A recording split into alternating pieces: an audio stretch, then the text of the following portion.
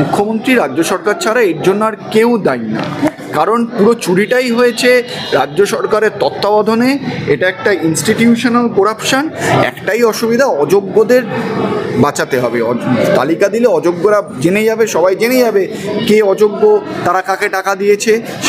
সেটাই হলো ব্রাত্য বসু এসএসসির মূল লক্ষ্য, আর যোগ্যদের বলি দেওয়া। ওটা প্রতিশ্রুতি ছিল না, ওটা আবার একটা প্রতারণা ছিল এই যোগ্য চাকরি প্রার্থীদের সঙ্গে।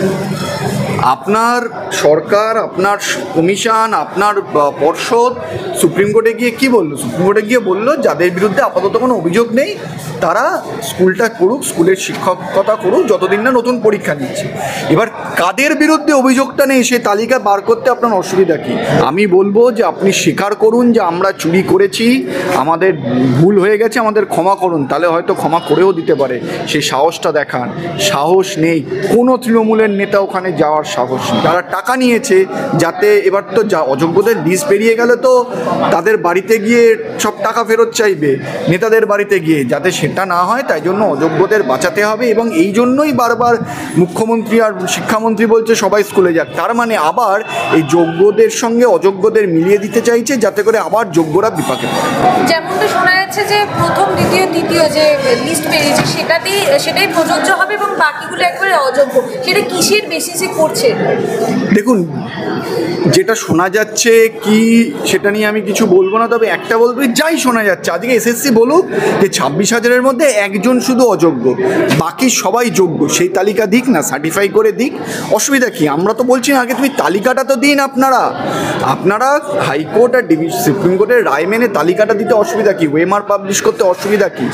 একটাই অসুবিধা, অযোগ্যদের বাঁচাতে হবে। তালিকা দিলে অযোগ্যরা জেনে যাবে, সবাই জেনে যাবে কে অযোগ্য, তারা কাকে টাকা দিয়েছে। সেটাই হলো ব্রাত্য বসু এসএসসির মূল লক্ষ্য, আর যোগ্যদের বলি দেওয়া। এই যে তারা আন্দোলন করছে, আমাকে একটা কথা বলুন তো, এই যে যারা আন্দোলন করছে তাদের একটাও বেআইনি ডিম্যান্ড আছে? তারা কি বলছে? আমরা যোগ্য, আমাদের তালিকা দেওয়া হোক, কারা অযোগ্য তাদের টার্মিনেট করা হোক, তাদের তালিকা দেওয়া হোক। তাতে অসুবিধাটা কোথায়? কোনো আইনি বাধা নেই, বিশ্বাস করুন, পুরো মিথ্যা কথা বলা হচ্ছে। কোনো আইনি বাধা নেই, সুপ্রিম কোর্ট, হাইকোর্টই বলছে এটা করতে, কিন্তু আমরা করব না। তার কারণ হলো আমাকে অযোগ্য বাঁচাতে হবে, এসএসসিকে অযোগ্যদের বাঁচাতে হবে। খোলা আকাশের নিচে তারা কাল রাত থেকে আজ অবধি এখনো রয়েছে, তাদের জলের ব্যবস্থা নেই। অমানবিক। আমি বলবো এটা অমানবিক। একটু ন্যূনতম যদি মানবতা থাকতো না, ন্যূনতম মানবতা থাকলে বায়ো টয়লেট, জলের ব্যবস্থা এসএসসি এসে করতো। যে ঠিক আছে আন্দোলন তো হবে, আপনারা দেখুন, আলটিমেটলি এসএসসি কিন্তু এদের সবারই অভিভাবক। তাদের এই শিক্ষকরা সবাই তো তাদের আন্ডারে।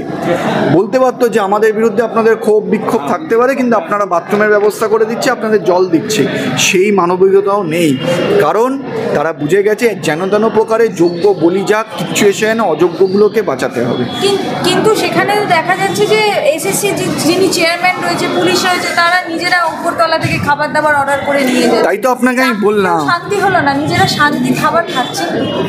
চাকরি চুরি করে শান্তি পেল না, চাকরি খেয়ে শান্তি পেল না, অযোগ্যদের ওপর লাঠিচার্জ হলো, সেই আনন্দে পেট ভরল না। খাবার খাচ্ছে, এবং কখন খাবার খাচ্ছে? যখন হাজার হাজার চাকরি প্রার্থীরা, জেনুইন যোগ্য চাকরি প্রার্থীরা রাস্তায় 24 ঘন্টার ওপর এই গরমে বসে আছে, তারা বাথরুম করার জায়গা নেই, জল খাওয়ার জায়গা নেই। এই হলো পশ্চিমবঙ্গের মানবগতার নিদর্শন। এর জন্য দায়ী কে? মুখ্যমন্ত্রী, রাজ্য সরকার, আর কেউ না। মুখ্যমন্ত্রী, রাজ্য সরকার ছাড়া এর জন্য আর কেউ দায়ী না। কারণ পুরো চুরিটাই হয়েছে রাজ্য সরকারের তত্ত্বাবধানে।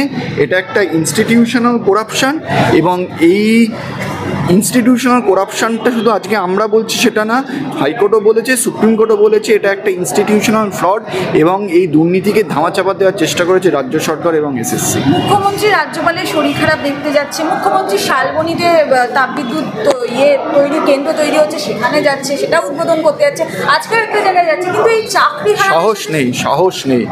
সাহস নেই, শিক্ষামন্ত্রীরও সাহস নেই, মুখ্যমন্ত্রীরও সাহস নেই যে যোগ্য চাকরিপ্রার্থীদের সামনে এসে দাঁড়িয়ে। আচ্ছা, এর জন্য কি কোনোভাবে চাপের সৃষ্টি হবে? মুখ্যমন্ত্রী কোনোভাবে চাপের সম্মুখীন হবে?